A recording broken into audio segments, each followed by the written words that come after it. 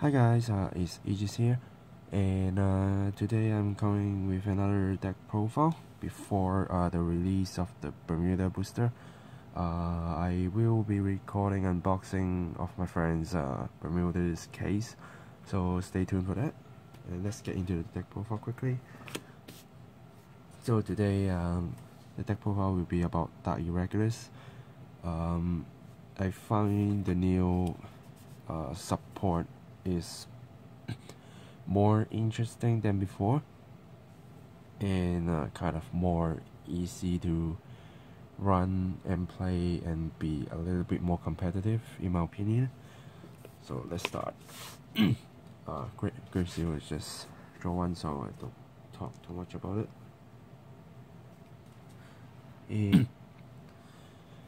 And starting with 4 of the Dentarian. So he is the new key of the deck, and his skill, first skill, when you call a if you are going to call a guardian to Guardian Circle, grade 2 units in your soul can also be used, can also be called. So helps you to put like secret guarding power under your soul as extra defense if you need it, and this deck actually do needs this kind of skill, and you will see that very soon. Next skill is during your turn, if your opponent's Reguard is retired, you can soul charge too, so a good way to soul charge. The first skill is when you put cards into the soul that is grade 2 above with a skill, during the turn you can select 3 of your Reguards and get 5k power. So this deck is really relies on soul charging grade 2 and higher, and you can gain power. And how you soul charge, one of the way is to retire one of your opponent's units. And this skill isn't once per turn, so you can keep pumping your unit's power to very high. The only bad thing is he can boost himself up with the 5k, but you can always put it to the back row, so kind of still the same, but during a situation that you can't call or you don't have back row Reguards, then he might not hit that hard. And next I'm running 4 of the Bows. He is also a new card and a very strong unit. First skill is a Reguard and Guardian Circle skill. When he appears in Reguard Circle or Guardian Circle, if you have 5 or more soul, during the turn he will get 5k power and 5k shield. So even he is a grade 3, he can still be using to guard. So for example, if he's in the soul, then you can just call him out to Guardian Circle and gain 5k shield. So he at least is a 5k shield if you need it. And when this card attacks as a Reguard, counter blasting 1 and put one of your grade 2 or higher Reguard that is not this card to the soul, then you can select one of your opponent Reguard and retire. So after you retire, you also soul charge, and after that you soul charge with this skill, and because he already put a grade 2 or higher unit into soul, so it's a skill, so you already get the 5k. And if you soul charge 2 and get 2 and get something more, then you can pump more. So this card is very strong in this deck, in this build. So let's get into grade 2s. Grade 2s is more like the key of the deck, because he relies on grade 2 in soul, he relies on soul charging grade 2s, he relies on retire, all sorts of things, and grade 2 is doing most of the job. So one of our key grade 2s is Dark Soul Contactor. So he got a skill in the Guardian Circle. When he appears there, if your soul and damage zone cards is having a total number of 10 or higher. During the battle, you can have this card to gain 10k shield. If you do so, when this unit is going to retire after guarding, put this card to the bottom of the deck instead. So helps you to get a 15k shield. You can also call him from the soul using there, and it's easy to get 10k or 10 to 10k shield because it not only counting a soul, also counting a damage. So very easy. And after that, he go back to the bottom of the deck. So you can basically stack 4 of these, and so the first preventing you deck out that quickly, and second, you can keep recycling them as long as you can control your like the flow of going with the deck. For example, if you have 4 already, like that, then you know you will chain drive, and you know you draw 1. So as long as you keep that 1 there, then you can always continue to guard with these and getting them the 10k, because you usually should have that much soul. And just put them back to the bottom and keep recycling.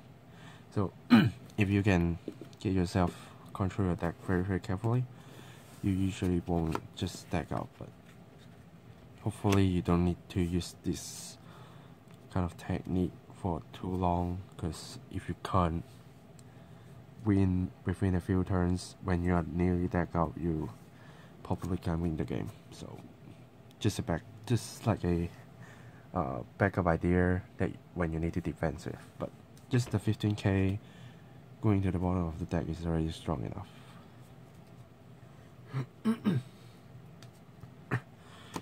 And next I'm running 4 of the Succubus. So her skill is another Regard skill. After this card attacks the Vanguard, put this card in the soul, then you can retire 1 of your opponent's Regard. So another key to activate Dantarian. Another skill is from the soul. By counterblasting 1, they discard 1 card. You can get this card back to your hand. So what is good about her? First, soul charging, retiring, so activate all the skills. And secondly, if you by chance need to retire your opponent's unit and you have an open counterblast and some hands to use, then you can use the skill, get her back, and then call her again to attack. So the cards get into the soul this time is more useful, and not just stays there and pump Vanguard power and that's it. It's not just that. You can do a lot of things when you have these guys into your soul. And what is the worst part in the past is that when you get these units into the soul, since you can't get them out unless you soul blast somehow, and even you soul blast, you just go to the drop zone and you will never get this unit back to your hand, most likely. So now you have all the ways to recycle them, no matter whatever they get back to the deck or go back to your hand. Once they go into the soul, they become useful. That's why I like the new build. And then I'm also running 2 of the Gwen the Reaper because I want the soul charge one. I don't care about the retire too much because I have other cards to retire, but just in case if I need the soul charge or I need the retire, he's there.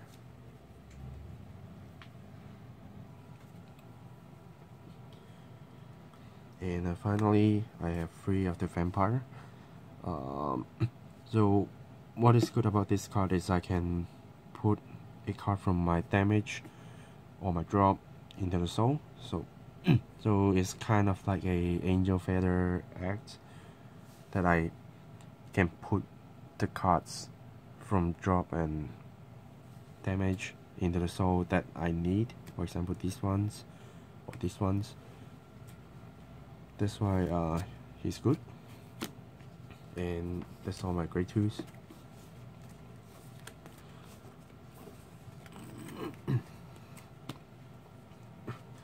So for grade 1s, first 4-dimension creeper.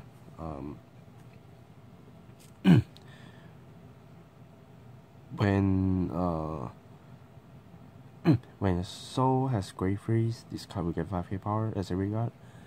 But that's not the key. The key is giving the soul active skill counter +1 and put this card from the soul to the bottom of the deck. You can soul charge free. So another way to prevent yourself decking out, even though you are putting 1 back and put 3 in, but with combo with other grade 2s like Contactor, then you can always manage it. And he's good for early soul charging, or like when you need to do something with him, and he's the key. And not like the old version, he can also be a 13k attacker, so simply just good enough and way better.